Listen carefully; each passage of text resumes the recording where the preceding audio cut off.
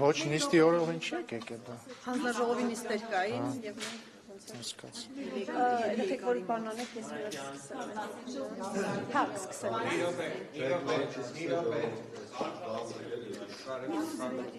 Հազար բարի։ Ստեցինք, պարոն Ռուբինյան։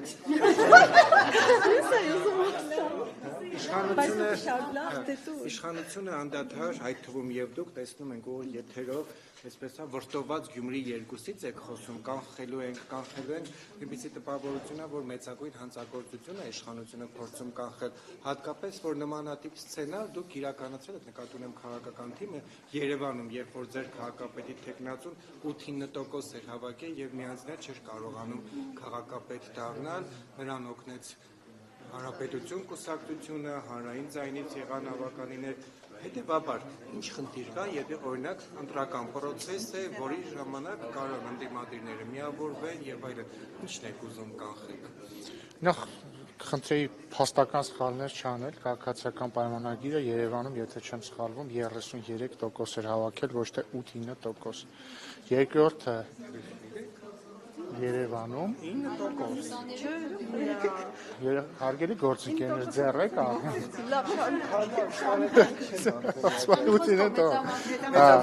Հաջորդը հանցագործություն չի ընտրություններում հետընտրական կոալիցիաներ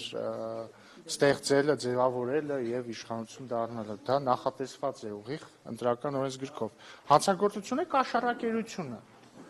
Սա մեկ, երկրորդը ոչ անպայման է, որ ամեն ինչ, որ հանցագործություն չի, լավ բան լինի։ Հիմա մենք համարում ենք, որ Քոչարյանի եւ երկու օլիգարխների իշխանության գալը վատ բան է եւ դա պետք է կանխել։ Արդյոք դա հանցագործություն է ինքնին, եթե արդար ընտրվեն հանցագործություն չի, բայց շատ վատ բան է, որ օրինակ այն որ մի ընդհատեք ինձ էլի չէ, Երևանում Քոչարյանն ու օլիգարխները չեն եկել իշխանության։ Օրինակ Վարդանիկը ընտրվեց Գյումրու քաղաքապետ, ինչի արդյունքում, երբ որ Քոչարյանական եւ Սերժ Սարգսյանական եւ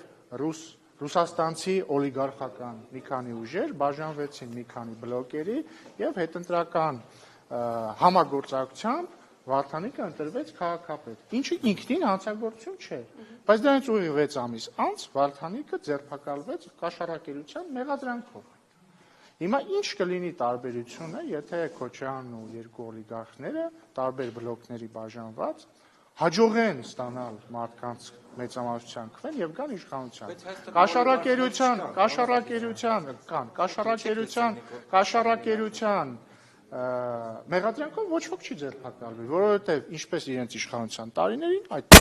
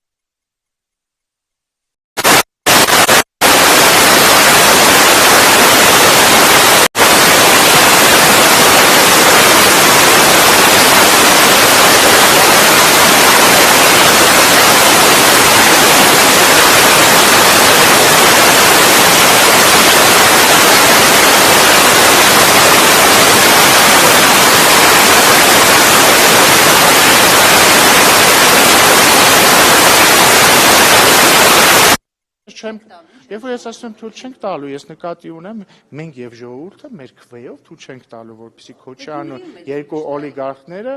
հիմա դա եղել է, ինչը հիմա դուք ինձ մեղադրում եք, որ մարդիկ ընտրել են այս կամ այն կուսակցությունը։ Շատ լավ, եւ մենք հարգում ենք մարդկանց ընտրությունը։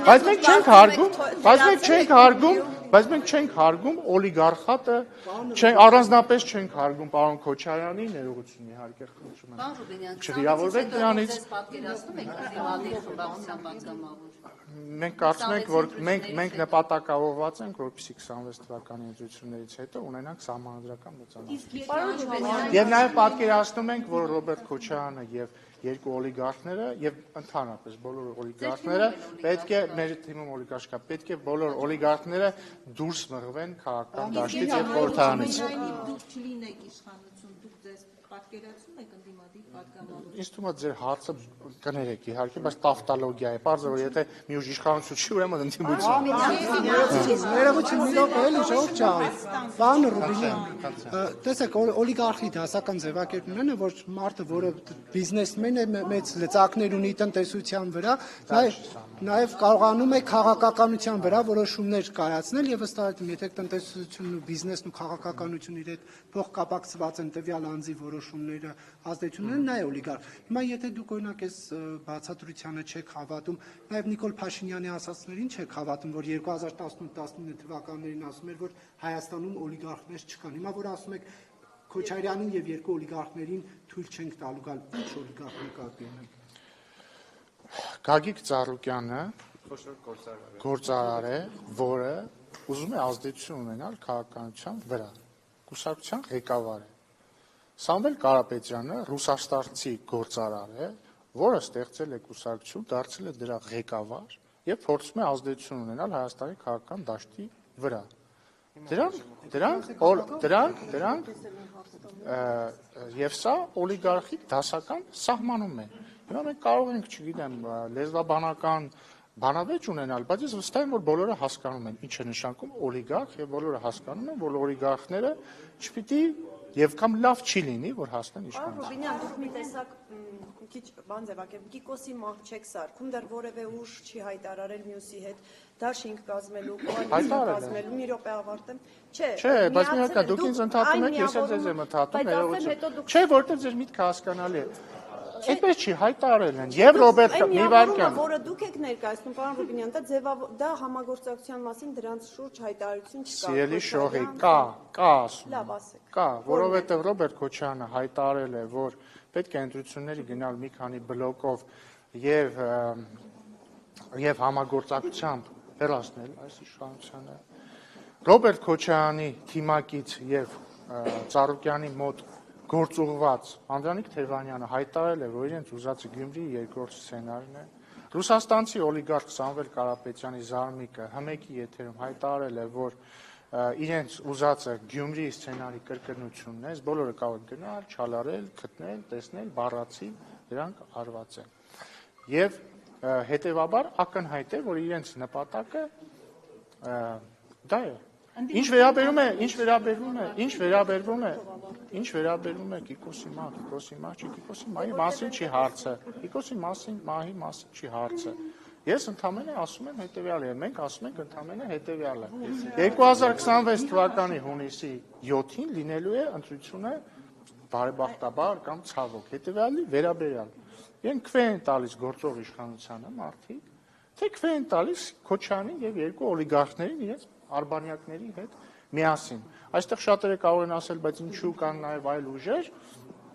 Շատ լավ, ես դեմ չեմ լինի, եթե այլ ուժերն են ձայն ստանան։ Բայց Քոչարյանն եւ երկու օլիգարխները չպիտի Ռուբինյան, ստացվում է, որ անհանգստություն ունի ամեն դեպքում իշխանությունը, որ ընդդիմությունը կարող է կոնսոլիդացնել։ Արդյոք իշխանությունը ունի որոշակի հարցման տվյալներ, այսինքն որևէ տվյալ, որը վկայում է, որ ընդդիմության կոնսոլիդացիան վտանգ է ներկայացնում իշխանության համար։ Հիմա դուք կարող եք ասել լավ չի, բայց ամեն դեպքում դուք ունեք տվյալներ, հաստատական տվյալներ։ Բոլոր տվյալները վկայում են այն մասին, որ քաղաքացիական պայմանագիրը մի քանի անգամ գերազանցում է ցանկացած ընդդիմադիր ուժի մի ընդհատեք ինձ խնդրում եմ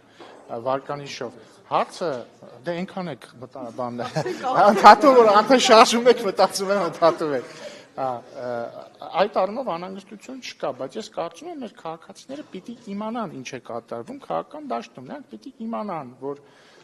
մեր ընդդիմադիր գործընկերները որոշել են տարանջատվել միմյանցից կեղծ կերպով, օրինակ մի ուժից մյուս ուժ մարդ են գործում, օրինակ, չգիտեմ, Վարդևանյան Արամը սկզբից Քոչարյանի ուժի падգամավորներ եւ Քոչարյանի փաստաբաններ, հիմա ռուսաստանցի օլիգարխի փաստաբանն է եւ նրա թիմի ներկայացուցիչ։ Թևանյան Անդրանիկը սկզբից Քոչարյանի թիմի падգամավոր էր, հիմա Ծառուկյանի մոտ է, այսինքն բայց մի վարքյան արա սիրելի գործընկերներ, խնդրում եմ ես ձեզ, էլի, եկեք պայմանավորվենք։ Ես խոսում եմ, դուք չեք ընդհատում, դուք հարց եք տալիս, ես չեմ ընդհատում։ Ես իրոք հոգնել եմ, էլի, այս ամեն ինչից։ Անկեղծ ասած, այս ամեն ինչ ես հոգնել եմ։ Հայտնի է, որ դուք էլ վարկանիշ չունեք բարձր։ Որտեղից է հայտնի։ Տարբեր հարցումներ Որ հարցում է, այդ ոնց հանձեն աչքով երևում։ Չէ, դա երևում է։ Չի երևում։ Լրագրողները դա տեսնում։ Լրագրողները ներողություն, տվեք, լավ, հա։ Դուք այնքան բարձր վարկանիշ չունեք, որովհետեւ մեծամասնություն կանեք միայնակ։ Ո՞վ է դա ասում։ Ում հետ եք դուք համագործակցում։ Ձեր հարցը կներեք, բայց Չեք այրում կամուրջները։ ձեր հարցը կներեք, բայց շատ տարօրինակ էր եւ ոչ պրոֆեսիոնալ, որովհետեւ ես հիշում եմ 2021 թվականի ընտրություններից առաջ էլ նույն լրագրողները գալիս ասում էին դուք վարկանիշ չունեք, ընտրություններում պարտվելու եք, արդյունքը բոլորը տեսակ, բայց մի վարքյան թողեք ավարտեմ, էլի։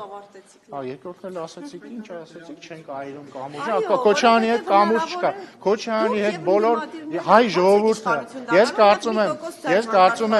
կարծում եմ Հայաստանի ժողովուրդը Ես կարծում եմ 2026 թվականի հունիսի 7-ին պետք է Հայաստանի ժողովուրդը այրի բոլոր կամուրջները Քոչարյանի եւ ռուսաստանցի օլիգարխի հետ, մնացած օլիգարխների հետ, որպեսզի վերջապես ազգային ժողովը նորմալ քաղաքական բանավեճերի տեղ դառնա, ոչ թե որ գան դավաճան, այսինչ դավաճան, այսինչ այդ ամեն ինչը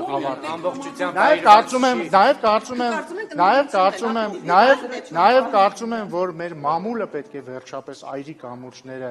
Քոչարյանի, Սերժ Սարգսյանի փեսու, չգիտեմ, այնտեղ տարբեր օլիգարխների հետ եւ վերջապես ստանա նորմալ, անկախ ֆինանսավորում, պետք է մամուլը հրապարակի իր ֆինանսական աղբյուրները, մի բանավիճակի հետ ես հարց ունեմ, ձևակերպեք ձեր հարցը։ Բայց չեք այրում եւ Քոչարյանի պատկանող ընկերությունները տենդերներին մասնակցում եւ շահում։ Ինչի չեք այրել։ Չհասկացա, ինչ կապ ունի մեկը մյուսի հետ։ Հայաստանը ազատ երկիր է, Հայաստանը ազատ երկիր է եւ ցանկացած տնտեսվարող կարող է Հայաստանի օրենքների շրջանակներում վարել իր տնտեսական գործունեությունը եւ մենք երբեք էլ չենք թաքցրել, որ մենք քաղաքական դրդապատճառներից ելնելով որևէ բիզնեսի չենք նեղություն տալիս, շնորհակալ եմ դա հաստատելու համար։